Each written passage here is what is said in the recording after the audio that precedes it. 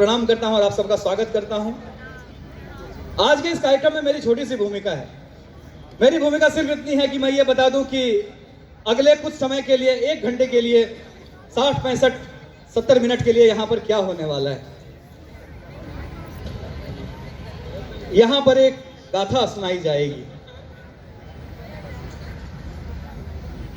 हालांकि इस गाथा को लेकर हम कई जगह पर गए हैं, कई शहरों में गए हैं, कई मंचों पर गए हैं, लेकिन आज काम थोड़ा कठिन है क्योंकि आपकी कहानी है, आपको सुनानी है। लेकिन आज का यह मंच आवश्यक इसलिए है, यह कार्यक्रम आवश्यक इसलिए है, राष्ट्र सर्वोपरि का जो ये मिशन है, जो संकल्प है, वो आवश्यक इसलिए है क्योंकि हमें पता है कि इस गाथा के जो प्रमुख नायक है वो ये गाथा कभी नहीं सुनाएंगे। संघ अपनी कहानी कभी खुद नहीं कहता। जो संघर्ष, जो बलिदान, जो त्याग, जो तपस्या उन्होंने पिछले 100 सालों में दिए हैं, उनका बखान मैं जानता हूं कि संघ का कोई व्यक्ति नहीं करेगा, नहीं करना चाहेगा। यह मेरी और आपकी जिम्मेदारी है कि उसको पूरा करें। ऐसे में देवांश एंटरटेनमेंट, मोहित शिवानी और हम सब ने मिलकर सोचा कि इस रथ को लेकर पूरे देश में और पूरी दुनिया में हम जाएं और हम ये बताएं कि हम किस जगह से आते हैं, किस मिट्टी से आते हैं, किस भूमि से आते हैं और कैसे हमारे एक एक स्वयंसेवक के लिए सिर्फ एक शब्द होता है, राष्ट्र सर्वोपरि।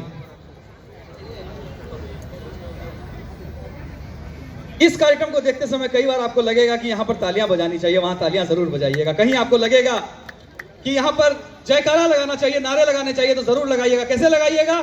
जय श्री राम, भारत माता की, क्या बात है, बस ऐसे ही नारे लगाइएगा। कहीं आपको लगेगा कि यहाँ नाचना कूदना है, यहाँ तो भारत का गुणगान हो रहा है, यशगान हो रहा है, वहां नाचिएगा, कूदिएगा, ये लोग सब करा लेंगे आपसे वो सब।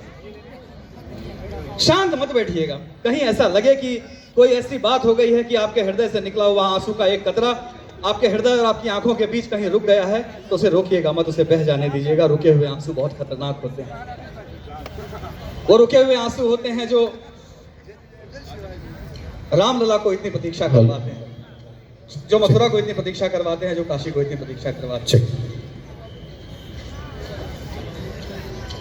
मैं एक कवि हूं, मैं कविता की परंपरा से आता हूं। हमारी परंपरा के बड़े बड़े कवि राष्ट्रकवि रामधारी सिंह दिनकर जी ने कहा कि जला अस्थियां बारी बारी, चिटकाई जिनमें चिंगारी, जो चढ़ गए पुण्य वेदी पर, लिए बिना गर्दन का मोल, कलम आज उनकी जय बोल, कलम आज उनकी जय बोल। यहां पर मुझे तालियों की अपेक्षा थी।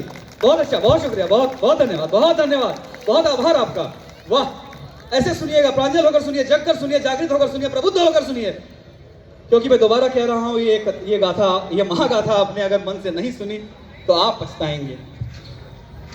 जो स्वर यहां पर निकलेंगे, जो बात मोहित कहेंगे, जो बात मैं कहूंगा, जो बात हमारे साथी कहेंगे, वो बात यहां हवा में बिखर जाएंगे, पूरी दुनिया में बिखर जाएंगे, लेकिन आपको बाद में लगेगा कि हमने सुना नहीं ठीक से जो हमें कहा गया।